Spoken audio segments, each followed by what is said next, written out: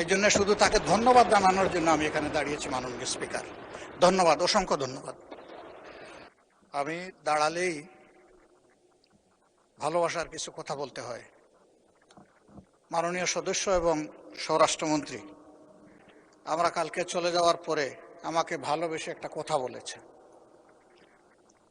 তিনি বলেছেন যে আমি একটি অসত্য কথা এখানে বলে গেছি। আমি এটা জানতে পারলাম।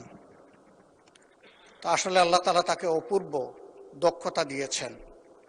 জাস্ট বোতলটা পরিবর্তন করে মেটেরিয়ালসটা ঠিক রেখে তিনি সত্যকে মিথ্যা হিসাবে এবং মিথ্যাকে সত্য হিসাবে চমৎকারভাবে পরিবেশন করতে পারেন। এই জন্য শুধু তাকে ধন্যবাদ জানানোর জন্য আমি এখানে দাঁড়িয়েছি। মাননীয় স্পিকার, ধন্যবাদ, অসংখ্য ধন্যবাদ।